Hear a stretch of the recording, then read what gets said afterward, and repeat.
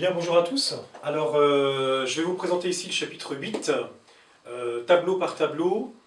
Donc, le premier tableau concerne la définition 202 concernant les valeurs propres et les vecteurs propres. Donc, cette définition, elle vous dit quoi? Elle vous dit que lorsqu'on se donne une matrice A carrée d'ordre n, s'il existe un vecteur x non nul, tel que a fois le vecteur x est égal à lambda fois le vecteur x avec un certain lambda appartenant à R, alors on dit que lambda c'est une valeur propre de la matrice A et que le vecteur x c'est un vecteur propre de la matrice A associé à cette valeur propre lambda. Donc c'est si il existe, donc ça veut dire que peut-être parfois il peut ne pas exister une telle relation entre un vecteur et un réel, d'accord, et une matrice A. Donc on appelle spectre de A l'ensemble des valeurs propres de A, que je noterai désormais VP, d'accord, et vecteur propre, je noterai ça vect P, comme ça. Donc le spectre de A, noté spectre de A ou SP de A, c'est l'ensemble des valeurs propres d'une matrice. Alors voilà un exemple, je vous donne une matrice différente de l'exemple qu'il y a dans votre cours. Donc une matrice que je n'ai pas besoin de relire ici. On constate, mais parce qu'on vous le dit, vous pouvez le vérifier, que A fois la matrice 2, 1, 0, donc c'est-à-dire si je fais deux fois la colonne de A, la première, plus une fois la deuxième colonne de A, ça va me donner très exactement 2 fois 2, 1, 0. Donc j'ai bien trouvé un vecteur non nul, tel que A fois ce vecteur est égal à un nombre fois ce vecteur. Alors, ce que ça implique, c'est que 2 est une valeur propre de la matrice, et que 2, 1, 0 est un vecteur propre associé à cette matrice. D'accord ? Je fais une remarque immédiate sur cette définition, c'est que si vous avez attrapé une valeur propre, alors cette valeur propre admet une infinité de vecteurs propres. Je reviens sur l'exemple précédent. Si par exemple, au lieu de considérer 2, 1, 0 comme vecteur, je considère 3 fois 2, 1, 0 qui serait 6, 3, 0, dans ce cas-là, A fois 6, 3, 0 me donnerait 3 fois A fois 2, 1, 0, ce qui me donnerait 3 fois ce résultat-là, et le 3, je le réinjecte dans ce vecteur-là, c'est bien de bien me donner 2 fois 6, 3, 0. Donc A fois 6, 3, 0 me donne 2 fois 6, 3, 0, et 6, 3, 0 est un vecteur propre. D'une façon générale, K fois 2, 1, 0 est un vecteur propre associé à 2, évidemment, si K est différent de 0. On fait bien attention pour ne pas avoir un vecteur nul, parce que c'est interdit dans la définition. Un vecteur propre ne peut pas être le vecteur nul. Alors, que vous dit la proposition suivante? La proposition 206 vous dit que lambda est une valeur propre de A, si et seulement si A moins lambda I, qui est une matrice donc d'ordre n, puisque je vous rappelle que A est une matrice d'ordre n, A moins lambda I est non inversible, ce qui signifie que le déterminant de A moins lambda I est égal à 0. Alors pour essayer un petit peu de comprendre cette proposition, je vous propose de suivre la remarque suivante, qui revient à la définition d'une valeur propre. Donc, lambda sera une valeur propre, on a dit, s'il existe un vecteur x non nul, tel que AX est égal à lambda x. Bon, ceci signifie, c'est équivalent, à AX moins lambda x est égal au vecteur nul, j'ai simplement passé lambda x de l'autre côté, et là, je vais factoriser par x à droite, ce que j'ai le droit de faire, puisque j'ai a fois x ici, donc je peux factoriser à droite. Donc attention, quand vous factorisez ici, ça ne fait pas a moins lambda facteur de x, puisque a moins lambda n'aurait pas de sens tout seul, puisqu'une matrice moins un réel, ça ne veut rien dire. Donc ici, il ne faut pas oublier de mettre le vecteur i. Donc, ce qui signifie que a moins lambda i fois le vecteur x est égal au vecteur nul. Et ça signifie que le vecteur x, il appartient au noyau de la matrice a moins lambda i. Ok ? Donc, ce qui veut dire que a moins lambda i, forcément, ne peut pas être inversible, parce que le noyau n'est pas réduit à 0. Et pourquoi il n'est pas réduit à 0? Parce que x appartient à ce noyau, et x est différent du vecteur nul. D'accord? D'ailleurs, j'ai oublié ici une petite flèche. Donc, AX est égal à lambda x, on en est là, équivaut à A moins lambda I est non inversible parce que x est différent de 0, et je vous invite à revoir la proposition 200 qui utilise ça, qui dit que le noyau est réduit à 0 si et seulement si la matrice est inversible. Donc comme ici, le noyau n'est pas réduit à 0, la matrice est non inversible. Et si elle est non inversible, c'est une équivalence à dire que son déterminant est nul. Okay. J'ajoute la remarque très importante ici.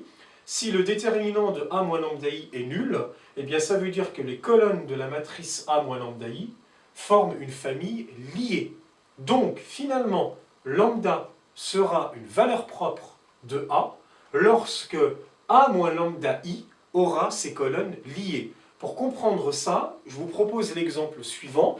Alors c'est la même matrice que dans l'exemple du tableau précédent. Donc ici, quand je fais A moins lambda I, d'accord? Quand je fais A moins lambda I, donc vous avez cette matrice-là, je vous invite à faire A moins lambda I tout seul, donc A moins 2I, pardon. Donc j'enlève 2 partout sur la diagonale, ok? Et là, je me retrouve avec une famille liée, puisque la deuxième colonne est égale à moins 2 fois la première colonne. Donc ça veut dire que 2 est une valeur propre. Donc de la matrice A. Ensuite, deuxième cas de figure ici, deuxième observation, si je fais A moins I, c'est-à-dire si j'enlève 1, donc là j'ai A moins 1 fois I. Donc si j'enlève 1 à tous les éléments diagonales de A sans toucher aux autres éléments, je me retrouve avec cette matrice. Et là j'observe que la quatrième colonne est 4 fois la première colonne, donc une fois de plus, les colonnes forment une famille liée, donc 1 est une valeur propre. Ensuite, troisième cas de figure, je fais par exemple A-5i, et en faisant A-5i, donc j'ai 3 colonnes ici, et vous aurez beau chercher, vous pouvez même le démontrer, cette famille de colonnes n'est pas liée, elle est libre, donc ce qui veut dire que 5 n'est pas une valeur propre. Donc déjà ici, on ressent bien que trouver des valeurs propres, c'est-à-dire trouver une valeur que l'on va enlever sur la diagonale ou ajouter sur la diagonale, hein, il suffira, si vous ajoutez une valeur sur la diagonale, la valeur propre sera négative, c'est tout. Mais enlever une valeur sur la diagonale qui vous rend la matrice étant une matrice à colonnes liées, on sent bien que c'est particulier et il n'y a pas beaucoup de valeurs propres. Il n'y a pas beaucoup de valeurs qui provoquent ça. Donc les valeurs propres, il n'y en a pas beaucoup. On va même voir plus tard que les valeurs propres, dans une matrice d'ordre 3, il ne peut pas y en avoir plus de 3. Donc là déjà, en trouver 2, c'est déjà super bien. Alors, je poursuis avec la définition 208, qui vous définit ce qu'est le polynôme caractéristique d'une matrice carrée. Donc A est toujours une matrice d'ordre n. Donc PA de lambda, c'est la notation de ce polynôme, donc c'est le déterminant de A moins lambda I. Donc ça va donner un polynôme de variable lambda. Ce polynôme est appelé polynôme caractéristique de la matrice A, et immédiatement il vient que lambda est une valeur propre de A, si et seulement si ce polynôme caractéristique est égal à 0, c'est juste d'après la propriété précédente. Lambda est une valeur propre, si et seulement si le déterminant de A moins lambda I est nul. Donc ça veut dire si et seulement si lambda est une racine du polynôme caractéristique. Alors je vous propose l'exemple suivant, encore basé sur la matrice précédente. Donc voilà la matrice, c'est une 3-3.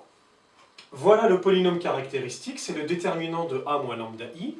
Donc je vais calculer le déterminant de A moins lambda I, c'est-à-dire que j'ai enlevé lambda à tous les éléments diagonaux et je n'ai pas touché aux autres éléments. Donc ce polynôme, ce déterminant, donc je vais utiliser la première ligne pour le calculer parce que j'ai un 0.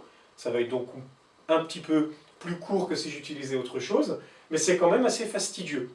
D'accord? Donc trouver le polynôme caractéristique d'une matrice grande, surtout s'il n'y a pas beaucoup de zéros, ça peut s'avérer long et donc techniquement source d'erreur. C'est pour ça qu'il est bon aussi d'avoir des techniques un petit peu comme tout à l'heure pour trouver des valeurs propres un petit peu à l'instinct comme ça, mais ça c'est avec l'habitude que vous prendrez ça. Donc, le déterminant de cette matrice-là, donc je vous laisse le lire ici, hein, donc ça vous pouvez faire pause et essayer de le trouver tout seul. Donc on va finir par trouver lambda fois lambda moins 1 fois 2 moins lambda, donc c'est la forme factorisée du polynôme. Donc on n'oublie pas que les racines de ce polynôme vont être les valeurs propres de la matrice, donc il faut essayer absolument d'avoir le polynôme sous forme factorisée. Parce que si par exemple là, vous vous amusez à tout développer, vous allez avoir un polynôme de degré 3, et factoriser un polynôme de degré 3, ça peut s'avérer être très compliqué. Donc ici, le polynôme PA de lambda, il admet donc très clairement trois racines qui sont 0, 1 et 2, et ces trois racines sont donc les trois valeurs propres de A. Alors, que nous dit la proposition 210? Elle nous dit que les valeurs propres d'une matrice triangulaire, qu'elle soit inférieure ou supérieure, sont simplement ces éléments diagonaux. Voilà. Donc, par exemple, vous avez la première ici, matrice A. Donc, je vais vous donner trois exemples. Ici, vous avez une matrice triangulaire inférieure. Sur la diagonale, vous avez 1, 2, 3. Tout de suite, le spectre de A, c'est 1, 2, 3. La matrice B est une matrice triangulaire supérieure, avec moins 1 et 2 sur la diagonale. Donc, le spectre de B est constitué simplement de moins 1 et 2. Vous remarquerez que B a deux valeurs propres. A a trois valeurs propres. Donc le nombre de valeurs propres n'est pas régi par exemple la dimension de la matrice. Ce n'est pas parce que c'est une matrice 3-3 qu'il faut trois valeurs propres. Donc là, on peut constater par exemple que sur B, le moins 1, il prend deux emplacements sur la diagonale. C'est pour ça qu'il va provoquer le fait qu'on va avoir moins de trois valeurs propres. Donc on dira aussi que moins 1 est une valeur propre d'ordre 2, puisqu'elle apparaît deux fois, et 2 est une valeur propre d'ordre 1. Sur l'exemple précédent, 1, 2 et 3 étaient chacune des valeurs propres d'ordre 1. Si on avait eu par exemple moins 1, moins 1, moins 1, alors dans ce cas-là, le spectre de B ne serait composé que de la valeur moins 1, qui serait une valeur propre d'ordre 3. Donc c'est juste pour information. La matrice C est une matrice triangulaire supérieure, d'accord, avec 0, 0, 4 sur la diagonale, donc elle n'admet que deux valeurs propres, 0 et 4. J'attire votre attention sur le fait que 0 peut bien sûr être une valeur propre, à ne pas confondre avec le vecteur propre qui ne peut pas être, les vecteurs propres qui ne peuvent pas être le vecteur nul. Mais les valeurs propres peuvent être nulles. Alors évidemment, cette propriété a pour conséquence la même chose sur les matrices diagonales qui sont des matrices triangulaires particulières, donc c'est une propriété encore plus vraie pour les matrices diagonales. Si une matrice est diagonale, ces éléments diagonaux sont ses valeurs propres. Alors, la proposition 212, qu'est-ce qu'elle nous dit? Elle nous dit que si vous considérez que A est une matrice d'ordre n, et que vous prenez son polynôme caractéristique, alors son polynôme caractéristique est exactement un polynôme de degré n. Pas n-1, pas n plus 1, n. Donc si vous avez une matrice d'ordre 4, son polynôme caractéristique sera d'ordre 4. Ça veut dire que vous aurez à trouver les racines d'un polynôme de degré 4. D'accord? De degré 4, pas d'ordre 4, je voulais dire. D'accord? Donc ça, c'est pour ça que plus la matrice est grande, plus il faut savoir factoriser des polynômes de degré grand. Et ça, c'est une opération qui peut s'avérer compliquée. Voilà. Donc là, je vous donne trois exemples triviaux avec des matrices carrées. D'accord? Alors, j'ai pas fini, pardon. Donc, évidemment, s'il est de degré n, résultat fondamental de l'algèbre, un polynôme de degré n ne peut pas admettre plus de n racines. Il admet entre 0, c'est-à-dire aucune, et n racines réelles. D'accord? Donc, je vous propose les trois exemples particuliers suivants, très faciles à constater. La matrice B, son polynôme caractéristique, c'est le déterminant de cette matrice, c'est lambda carré plus 1. Lambda carré plus 1 est un polynôme avec aucune racine réelle, aucun réel ne peut vérifier lambda carré, aucun réel lambda ne peut vérifier lambda carré plus 1 égale à 0. Donc ici, vous avez 0 valeur propre. D'accord? Donc le spectre de la matrice A, c'est forcément l'ensemble vide. Ok? Pour la matrice C, son polynôme caractéristique, vous le vérifierez par vous-même, c'est 1 moins lambda au carré. 1 moins lambda au carré ne s'annule que pour lambda égale à 1. Donc la matrice C ici n'admet qu'une seule valeur propre. Okay? Tout ça pour vous dire qu'on a un polynôme de degré 2 avec une seule racine. Là, on avait un polynôme de degré 2 avec 0 racine. Donc ici, on n'admet qu'une seule racine, une seule valeur propre, 1, et vous constaterez que 1 moins lambda au carré, d'accord, ça peut s'écrire 1 moins lambda fois 1 moins lambda, ce qui veut dire en quelque sorte que 1, cette valeur propre, annule deux fois votre polynôme caractéristique quand on écrit le polynôme caractéristique sous forme de produit de polynôme de degré 1. D'accord? Donc là, j'ai 1 moins lambda au carré, c'est 1 moins lambda fois 1 moins lambda. Donc on dit que 1 est une valeur propre d'ordre 2. D'accord? donc, parce qu'elle annule un polynôme de degré 2, un sous-polynôme de degré 2 dans le polynôme caractéristique.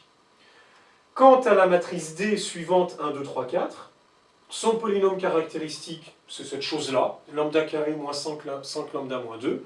Donc si on veut trouver les racines de ce polynôme, on calcule son discriminant. Son discriminant, on va constater qu'il est strictement positif, d'accord? Donc c'est un polynôme qui admet deux racines. Ces deux racines, je vous laisse les calculer tout seul, il y a des racines particulières dedans, ce n'est pas des valeurs simples. Donc ici, vous avez un polynôme caractéristique avec deux racines, donc deux valeurs propres. Donc attention, le polynôme caractéristique, il n'admet pas forcément n valeurs propres. Il peut en admettre par exemple ici 0, 1 ou 2, pour des polynômes caractéristiques de degré 2. Alors, la définition 213, elle vous dit que si A est une matrice donc carrée d'ordre n et lambda une de ses valeurs propres, on appelle E indice lambda de A, donc on va lire E lambda de A, l'ensemble des vecteurs de Rn tels que A fois ces vecteurs soit égaux à lambda fois ces vecteurs. Donc là on reconnaît le fait que x ici peut être un vecteur propre associé à la valeur lambda. Mais on va voir après, pas forcément qu'une valeur propre, pas forcément qu'un vecteur propre. En tout cas, ce qui est sûr, c'est que si x est un vecteur propre, alors x il appartient à E lambda de A. Bon, donc c'est-à-dire que E lambda de A, c'est l'ensemble des vecteurs x tels que ax égale lambda x, donc l'ensemble des vecteurs x tels que ax moins lambda x est égal à 0, je vous l'ai fait tout à l'heure, donc tel que a moins lambda i de x, enfin fois x, est égal à 0. C'est-à-dire que cet ensemble, c'est le noyau de a moins lambda i. Et cet ensemble est appelé sous-espace propre de a associé à la valeur propre lambda. Bon, alors, c'est là la subtilité que je vous disais. Donc, il est évident que tous les vecteurs propres de A associés à lambda appartiennent à E lambda de A. C'est une évidence, puisque les vecteurs propres vérifient cette égalité. Mais attention, E lambda de A, ce n'est pas pour autant l'ensemble des vecteurs propres, parce qu'il y a un petit intrus là-dedans. Évidemment, le vecteur nul vérifie aussi cette égalité, et dans cet ensemble, on n'interdit pas à x d'être le vecteur nul, puisque x il peut appartenir à Rn. D'accord? Alors, donc en fait, ce qui se passe, la subtilité, elle est où? Elle est que cet ensemble, ce sous-espace propre de A associé à la valeur lambda, c'est l'ensemble des vecteurs propres de A associé à lambda, auquel on ajoute le vecteur nul. D'accord? Parce que si vous n'ajoutez pas le vecteur nul, vous n'avez pas une structure de sous-espace vectoriel, puisque le vecteur nul ne serait pas dedans. En ajoutant le vecteur nul à ça, le sous-espace propre de A, n'importe quel sous-espace propre de A, est un sous-espace vectoriel. D'accord? Donc ça, c'est très très important, c'est un sous-espace vectoriel. Donc ce qui en fait donc, de ce sous-espace propre un sous-espace vectoriel de dimension forcément non nulle, donc supérieur ou égal à 1. Parce que c'est un sous-espace vectoriel non réduit à 0, puisqu'il contient tous les vecteurs propres de A, d'accord, associés à lambda, et un vecteur propre, c'est non nul.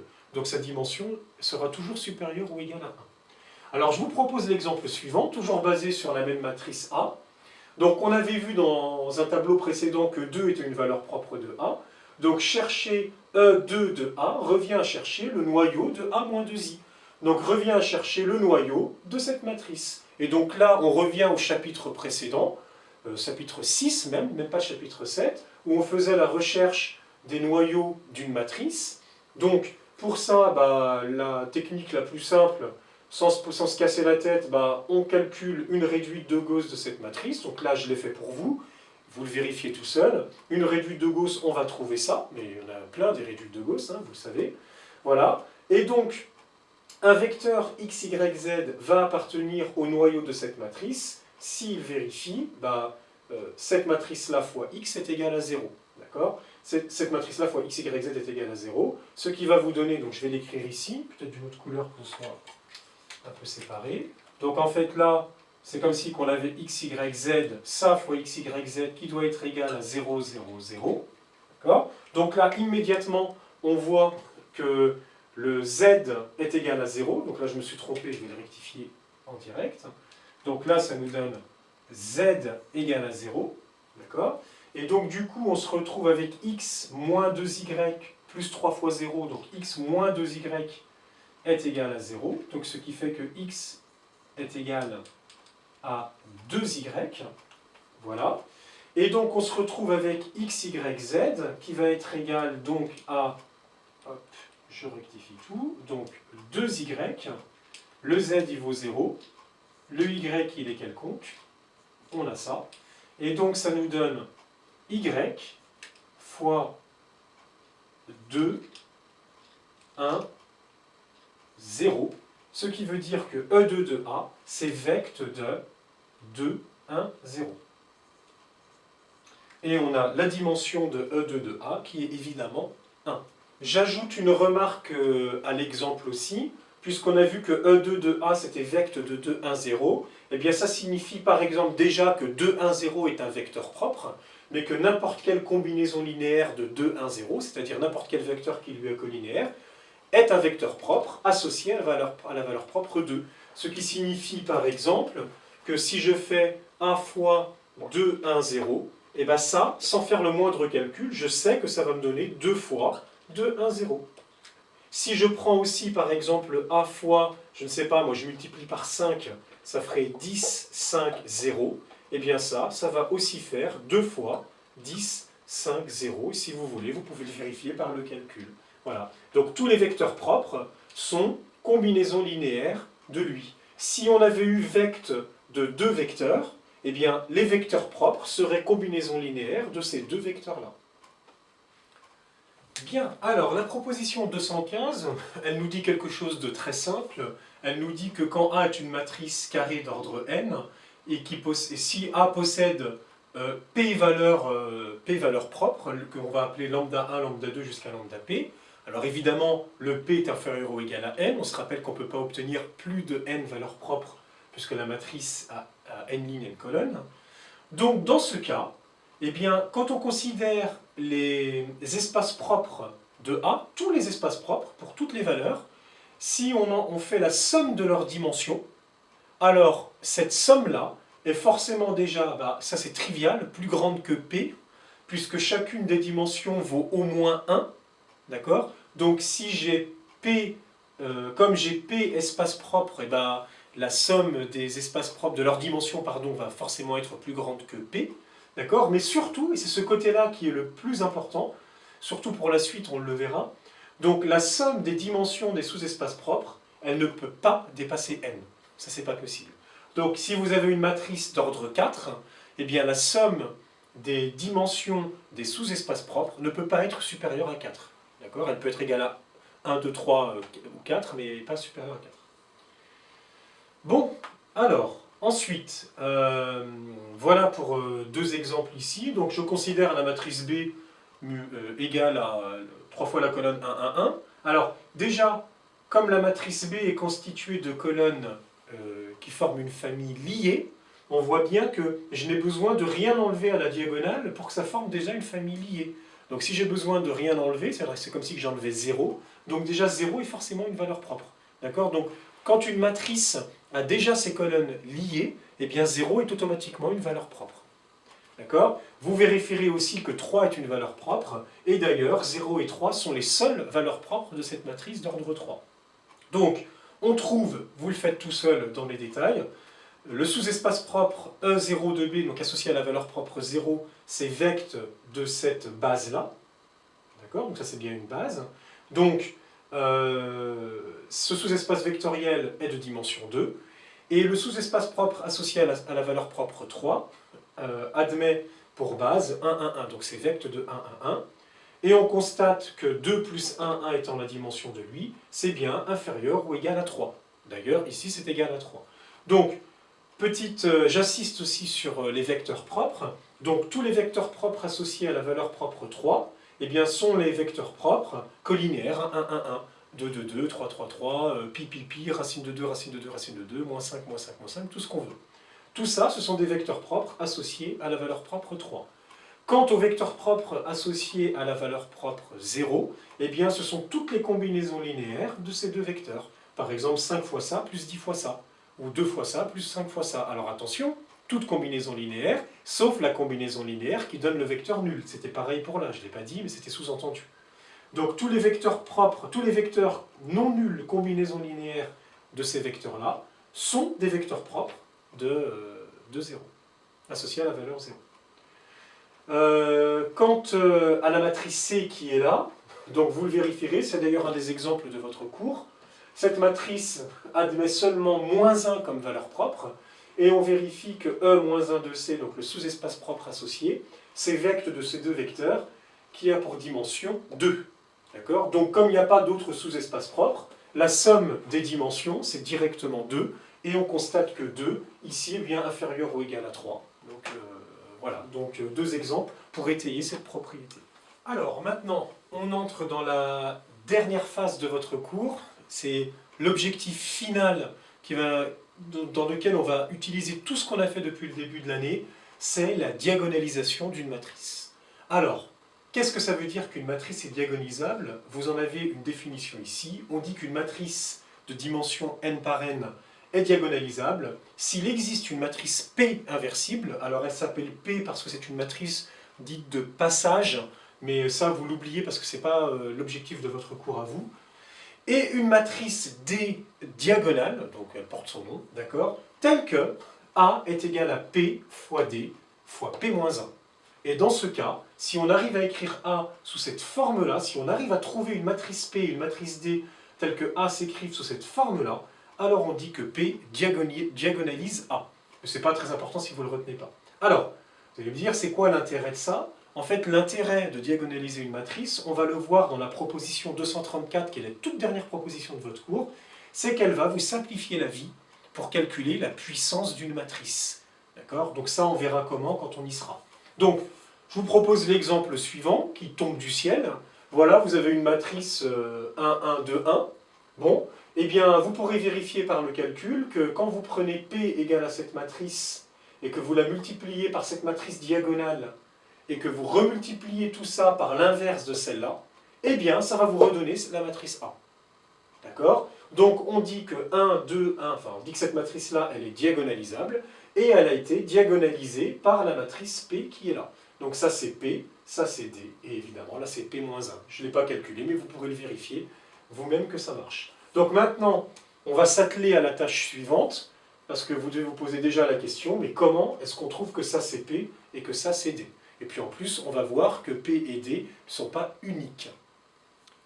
Alors, on va voir maintenant donc, le théorème 222 et une conséquence immédiate qu'est la proposition 225 en un seul tableau. Ça, on va gagner un peu de temps.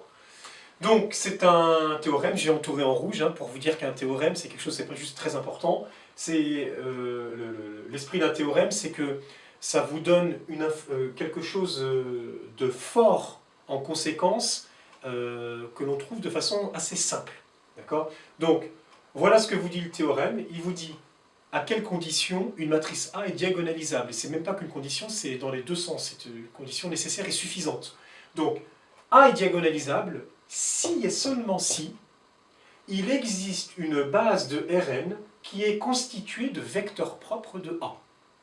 Donc, si vous arrivez à trouver des vecteurs propres de A qui vont constituer une base de Rn, A étant une matrice d'ordre n, alors dans ce cas-là, vous avez une matrice diagonalisable. En d'autres termes, et ça c'est la proposition 225, si vous voulez que vos vecteurs propres forment une base de Rn, eh bien il faut que la somme des dimensions des sous-espaces propres soit exactement égale à n. Donc, voilà l'importance de faire la somme des dimensions des sous-espaces propres. Donc nous, on avait vu qu'elle était toujours inférieure ou égale à n, on a même vu des exemples où elle n'était pas égale à n, mais si elle est égale à n, alors dans ce cas-là, eh bien votre matrice est diagonalisable et vous avez en plus une base de Rn. Alors je vais l'illustrer sur deux exemples. Donc je vais prendre d'abord un exemple qu'on a déjà vu, donc il s'agit de la matrice B formée des trois colonnes 1, 1, 1. Donc ici, n est égal à 3, on avait vu qu'il y avait deux valeurs propres qui étaient 0 et 3, on avait calculé, enfin je vous les avais données, j'espère que vous les avez calculées, vous avez mis pause et que vous les avez calculées depuis. Donc les sous-espaces propres associés à la valeur propre 0, c'est vecte de ces deux vecteurs. Donc c'est un sous-espace propre de dimension 2, puisque là vous avez une famille libre de deux vecteurs, donc de vectes de ces deux vecteurs, donc une base. E3 2b sous-espace propre associé à la valeur 3, qui est égal à vecte de 1, 1, 1, donc évidemment un sous-espace vectoriel de dimension 1. la somme de ces deux dimensions est égale à 3, exactement égale à n, donc votre matrice est diagonalisable. D'accord? Donc là, moi j'ai utilisé ce critère-là. Elle est diagonalisable. J'aurais pu utiliser l'autre critère qui dit, bah en fait là, j'ai 3 vecteurs propres de ma matrice, 2 associés à 0 et 1 associé à 3, et ces vecteurs propres, quand je les mets bout à bout, mais j'aurais pu en prendre 3 autres. 2 ici et 1 là par contre, pas 3 là ou 3 là. D'accord? Donc si je prends 2 vecteurs propres de cette famille et un vecteur propre de cette famille, eh bien là, j'aurais formé une base. D'accord? Alors, quand je dis 2 vecteurs propres ici, je ne les prends pas collinéaires. Hein, d'accord? Donc, le plus simple, c'est de prendre ces deux vecteurs-là et ce vecteur-là. Donc, c'est de juxtaposer les bases de mes espaces propres. Eh bien ça forme une base de R3. D'accord? C'est-à-dire, c'est une famille libre de 3 vecteurs de R3, donc une base de R3. D'accord? Mais évidemment, pour voir si une matrice est diagonalisable, le plus simple, c'est d'appliquer ce critère-là. Simplement la somme des dimensions des sous-espaces propres. Si elle fait 3, votre matrice est diagonalisable. D'accord? Donc B est diagonalisable. Là, vous avez plutôt un contre-exemple d'une matrice, c'est-à-dire une matrice qui n'est pas diagonalisable. C'est une matrice qu'on a déjà vue tout à l'heure, qui a une seule valeur propre qui est moins 1. Le sous-espace propre associé, sa dimension, c'était 2. D'accord? C'est le seul. Donc la somme des sous-espaces propres, des dimensions, bah ici c'est 2. Ce n'est pas égal à 3. Donc cette matrice n'est pas diagonalisable. D'accord? Et comment on peut le voir autrement avec le critère du dessus? Eh bien, on avait vu, nous, que E-1, 2C, c'était vecte de ces deux vecteurs. Et ces deux vecteurs, bah, évidemment, comme il n'y en a que 2 dans R3, ils sont insuffisants pour former une base de R3. C'est-à-dire que je n'arriverai pas à avoir une base de R3 formée de vecteurs propres de la matrice C, puisque les seuls vecteurs propres de la matrice ne peuvent être que combinaisons linéaires de ces deux-là. Donc jamais j'aurai une famille qui sera libre, constituée de 3 vecteurs propres, puisque j'aurai ces deux-là qui formeront une famille libre, et automatiquement, si je juxtapose avec un troisième, ce troisième sera combinaison linéaire de ces deux-là, eh bien par définition. Alors, on a affaire ici au tableau certainement le plus important pour la technicité des exercices, celui que vous attendez. Donc, comment trouver les matrices P et D? Donc en fait, la technique, elle vous est donnée dans le cours quelque part, mais ça, il faut bien chiner pour la trouver, parce qu'elle est donnée dans la démonstration du théorème de 122. Donc si vous sautez la démonstration, vous ne comprendrez pas d'où sortent les matrices P et D. Donc je vous donne en fait sur un exemple comment on les trouve, ces matrices-là. Donc voilà, alors on considère une matrice A d'ordre 4, d'accord, une grosse matrice. Ok, supposons que 1, 2 et 3 soient ses valeurs propres, et ce sont les seules valeurs propres. On suppose que le sous-espace propre associé à la valeur propre 1, c'est vecte de 1, 1, 0, 1. E2 de A est de dimension 1 également, d'accord, avec un vecteur qui n'est pas collinéaire à celui-là, évidemment, sinon ce serait le même sous-espace vectoriel, ce qui n'est pas possible. Et E3 de A, on va considérer que c'est vecte de ces deux vecteurs-là. Alors là, j'ai pas fait attention, mais on suppose bien que ça c'est une base, d'accord, donc de toute façon on voit bien que c'est pas collinéaire. Mais on suppose bien aussi que les 4 vecteurs que vous avez là, quand vous les juxtaposez, eh bien ils vont former une base de R4, d'accord.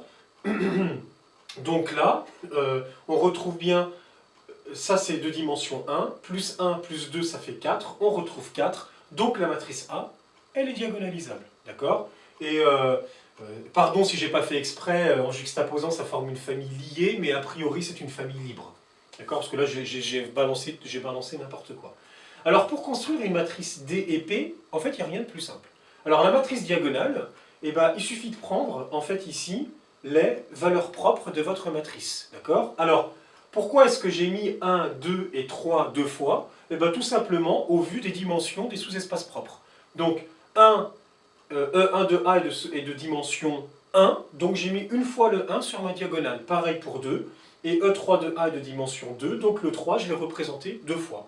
Voilà, c'est aussi simple que ça. 1 est une valeur propre d'ordre 1, 2 d'ordre 1, et 3 d'ordre 2. Si on avait fait le polynôme caractéristique, on aurait trouvé lambda moins 1, fois lambda moins 2, fois lambda moins 3, fois lambda moins 3, c'est-à-dire fois lambda moins 3 au carré. Et tout ça, fois peut-être un coefficient, mais ça n'a aucune importance.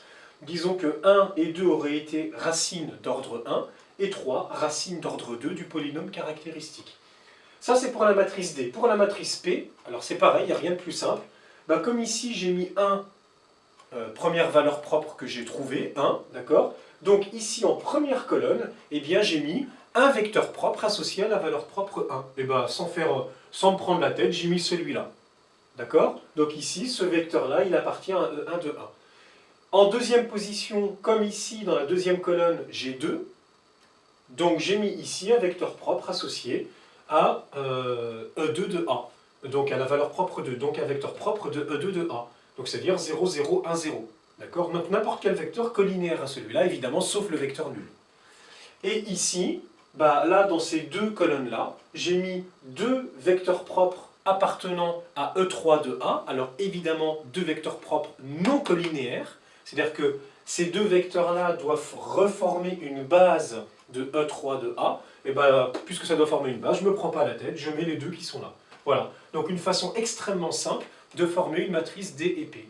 Et en fait, on aurait pu faire un petit peu autrement. Eh bien, par exemple, ici, au lieu de mettre 1, 1, 0, 1, j'aurais pu mettre 2, 2, 0, 2, ce qui n'a aucune incidence sur le fait que ça appartienne bien à E1 de A. Pour la deuxième, par exemple, je la laisse intacte. La troisième, j'aurais pu multiplier par 3, et la deuxième multiplier par 2, que ça me donne une autre matrice de passage, une autre matrice P. D'accord? Et donc, en faisant ça fois l'inverse de ça, on retrouvera la matrice A de départ. Pareil, si j'avais fait ça fois l'inverse de ça, donc j'aurais trouvé la matrice de départ. Et évidemment, hein, ce qui est sous-entendu, c'est que ces matrices-là, P possibles, sont inversibles. C'est aussi pour ça qu'il faut bien faire attention, notamment au niveau du 3, là, quand j'ai pris deux colonnes, de ne pas mettre des colonnes collinéaires. D'accord? Parce que sinon la matrice devient plus inversible, puisque votre famille de colonnes est liée. Voilà, donc j'aurais pu inventer tout et n'importe quoi comme matrice de passage. Un autre exemple, plutôt que de mettre 1, 2, 3, 3 dans cet ordre-là, j'aurais pu choisir de mettre 3, 2, 1, 1, puis que des zéros ailleurs, donc j'ai mis deux gros zéros, hein, là. Voilà, donc c'est une matrice diagonale, donc 3, 2, 1, 3, j'aurais pu mettre dans cet ordre-là. Mais attention à la matrice de passage, ici je dois avoir un vecteur propre associé à 3, un vecteur propre associé à 2, un vecteur propre associé à 1, et un autre vecteur propre associé à 3, en faisant bien attention que ces deux-là ne soient pas collinéaires dans le même espace vectoriel. D'accord? Donc, en fait, ça, par réflexe, vous ne le ferez pas. Évidemment, on fera toujours ça. Voilà. Et puis, la matrice P, vous avez compris, j'aurais pu prendre des vecteurs collinéaires, ou encore d'autres vecteurs. Par exemple, ici, à la place de celui-là pour 3, j'aurais pu prendre, je sais pas moi, 5 fois ça, plus 10 fois ça, si j'en avais envie. D'accord? Mais si ça n'a pas d'intérêt, on ne le fera pas, et vous ne le ferez pas de toute façon. Et puis, vous avez compris, finalement, vous avez une infinité de possibilités. D'accord? Alors, pas une infinité de possibilités pour la matrice D, ça c'est clair, mais à cause du fait que P, vous avez une infinité de possibilités, donc vous avez une infinité de possibilités d'écrire A sous la forme P fois D fois P-1. Bien, voici le dernier tableau du cours, et donc de votre programme en fait, voilà. Donc, avec deux petites propositions et un théorème assez important, voilà, et surtout la proposition 234 qui est la finalité. Donc la proposition 231, qu'est-ce qu'elle vous dit?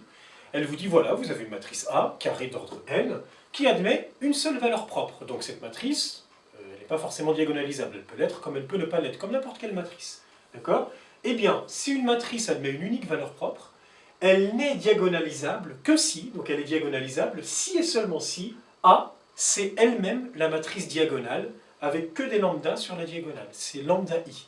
Voilà. Donc, je répète, si A est une matrice de Mn de R admettant une seule valeur propre lambda, A sera diagonalisable si et seulement si A, c'est la matrice, en fait, lambda fois l'identité.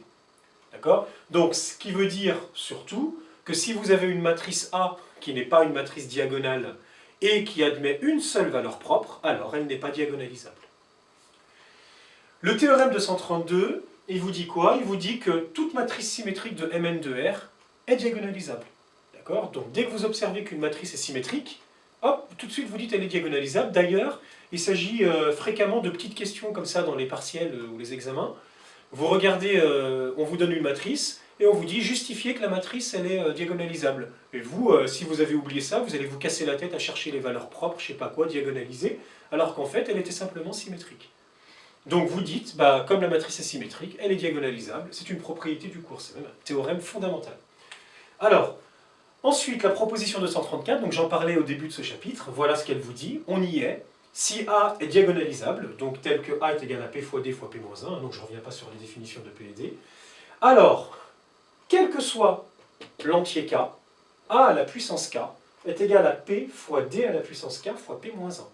D'accord? Ça veut dire que si vous désirez passer la A à la puissance K, eh bien seule la matrice D est affectée de cette puissance. Et les matrices P et P-1 sont inchangées sur les côtés. Et ça, c'est super pratique, parce que je vous rappelle que pour calculer la puissance d'une matrice diagonale, eh bien il suffit simplement de passer les éléments diagonaux à cette puissance. Donc calculer la matrice d'une puissance, la puissance d'une matrice diagonalisable devient enfantin. Ce qui est moins enfantin, c'est de la diagonaliser.